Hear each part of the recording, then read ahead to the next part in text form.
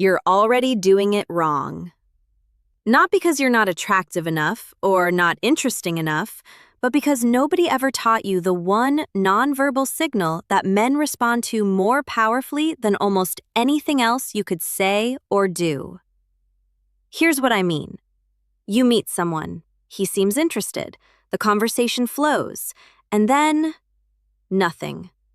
He doesn't follow up, he doesn't lean in, and you're left wondering what you missed. Most women assume it's about what they said, or what they wore, or whether they seemed too available, too eager, too something. But the truth? It happened before any of that. It happened in the first 3 seconds of eye contact. There's actual neuroscience behind this, and once you understand what's really going on in those 3 seconds, you'll never walk into a room the same way again.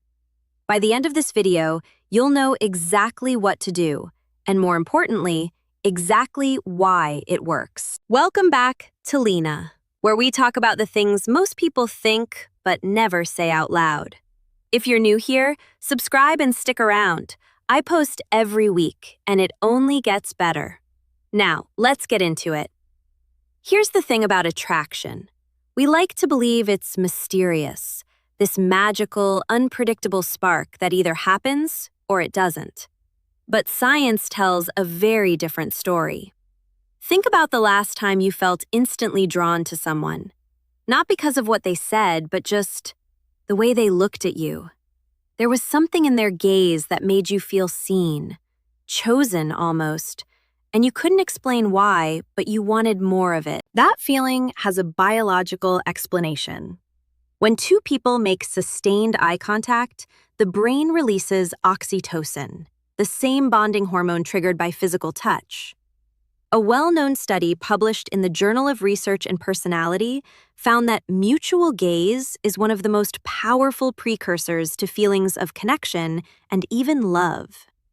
Psychologist Arthur Aaron's famous 36 questions experiment, the one where strangers fell in love in a lab, included 4 minutes of unbroken eye contact at the end. 4 minutes. Now, I'm not telling you to stare at someone for 4 minutes, but I am telling you this. How you use your eyes communicates something before your mouth ever opens. And most women are unknowingly sending the wrong signal entirely. So let's break this down, starting with number 1. You walk into a party, you notice someone across the room, your eyes meet for half a second, and you immediately look away, down at your phone, over at your friend. Sound familiar? That's the default, and it's costing you.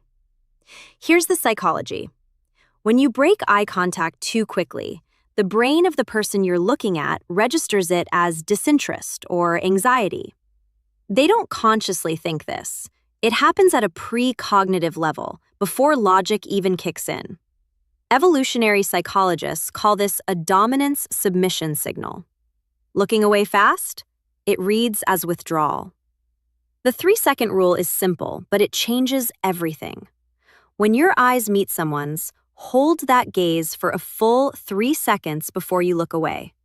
And when you do look away, do it slowly, almost reluctantly, like you're pulling yourself back from something good. That micro moment tells his brain, she noticed me, and she wasn't afraid of what she saw. Practice this in low-stakes situations first, with a barista, a colleague, anyone. Train your nervous system to stop defaulting to the look away. But here's where it gets really interesting, because holding the gaze is only half of it. How you hold it matters just as much. And that's what number 2 is all about. There's a version of prolonged eye contact that makes people feel seen. And there's a version that makes people feel like they're being evaluated. You've probably experienced both. One feels warm and electric. The other feels like a job interview. The difference comes down to what researchers call soft gaze versus hard gaze. A hard gaze is intense, unblinking, focused.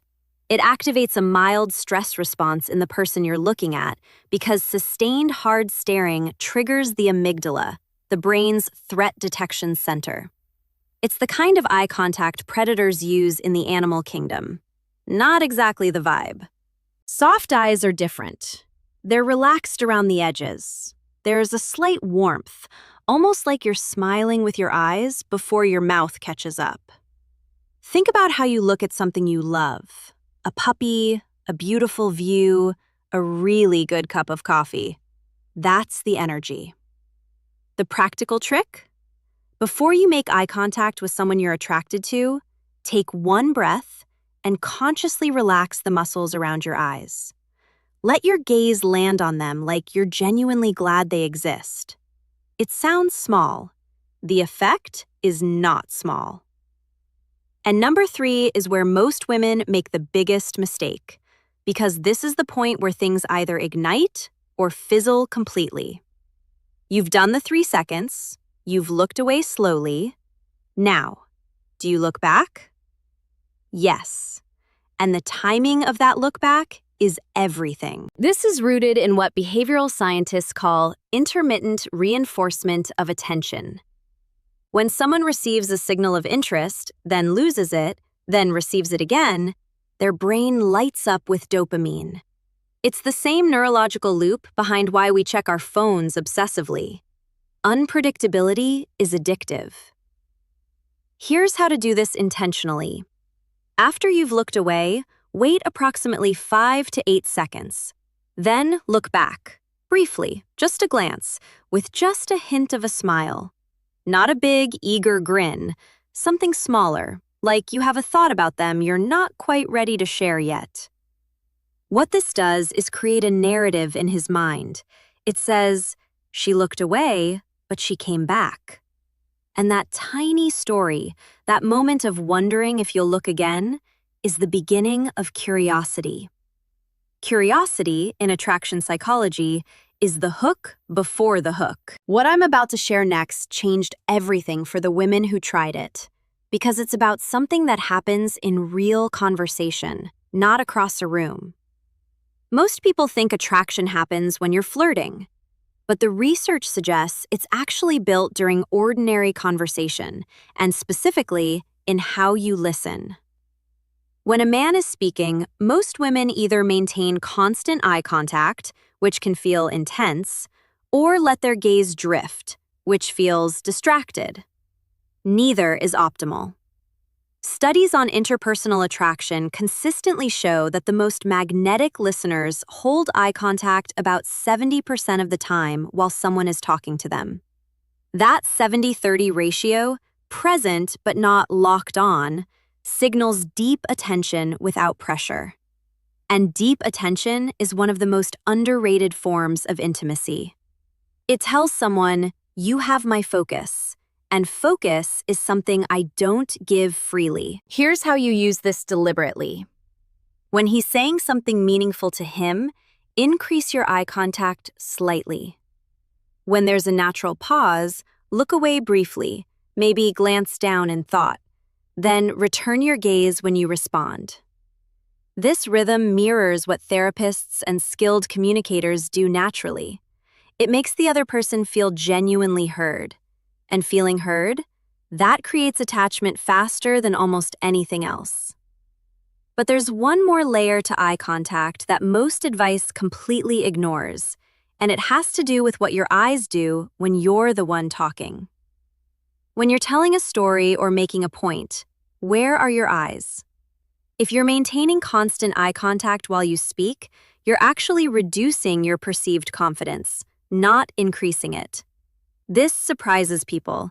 It surprised me when I first read the research. Here's why. Constant eye contact while speaking reads as seeking approval. It's the nonverbal equivalent of ending every sentence with, right? People who are deeply confident tend to look away while they're thinking and formulating. They're accessing their own thoughts, not monitoring your reaction. Then they return their gaze to deliver the key point. That return lands with authority. Behavioral psychologist Michael Argyle's research on gaze patterns found that high-status, confident individuals look away more while speaking and look more while listening, which is the opposite of what most people assume. The look away while speaking says, I trust what I'm saying without needing your validation. So the next time you're in a conversation with someone you want to impress, practice this. Speak, glance away naturally, return your eyes to land the important line. It's subtle, but it reads as self-possessed.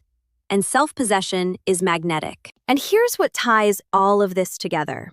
The thing that makes the difference between eye contact that feels like a technique and eye contact that feels like electricity. You can follow every rule in this video perfectly. 3 seconds, soft gaze, the look back, the 70-30 ratio. And if there's nothing behind your eyes, none of it will work. Genuine attraction is felt, not performed. And the eyes communicate emotional truth more accurately than any other part of the face. There's a concept in neuroscience called Duchenne markers, the involuntary micro-expressions that activate around the eyes when an emotion is real. Fake smiles don't reach the eyes. Real ones do. And people detect this difference subconsciously, even if they can't articulate what they're sensing. This is why the most important preparation for confident, magnetic eye contact isn't a technique. It's an internal shift. Before you walk into a room, remind yourself that you're someone worth looking at. Not in an arrogant way, in a settled, quiet, I know who I am way. When you carry that energy, your eyes carry it too, and people feel it before you ever say a word. The women who are genuinely captivating aren't running a script. They're present.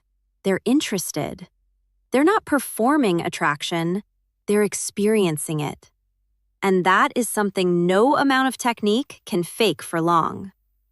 If you've ever walked away from a conversation with someone you liked and thought, I just couldn't get it right, I want you to hear this. That feeling isn't about you not being enough. It's about no one ever handing you the map. We grow up learning how to speak, how to dress, how to present ourselves in 100 ways. But nobody teaches us the language our bodies are already fluent in. The language of presence, of gaze, of the quiet, powerful signals we send before we ever open our mouths. Understanding this isn't about manipulation. It's about alignment. It's about making sure that what you show on the outside actually matches the version of you that exists on the inside. The one who is curious and warm and genuinely interesting to know. Every point in this video comes back to one truth. The most attractive version of you is the one who is actually fully there.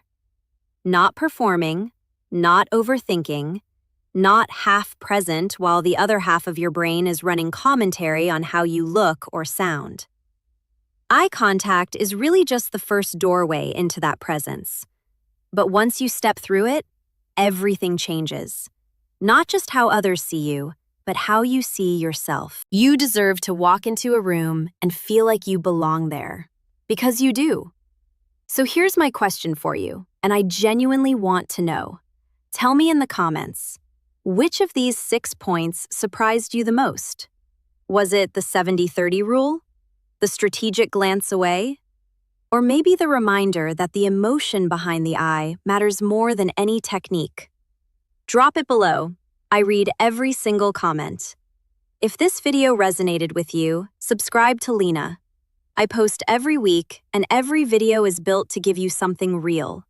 Not generic advice, but the kind of insight that actually shifts something.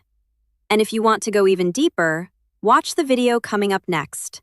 It connects directly to what we talked about today, and it goes into the body language signals that make men stay interested, not just initially attracted. Take care of yourself. I'll see you in the next one.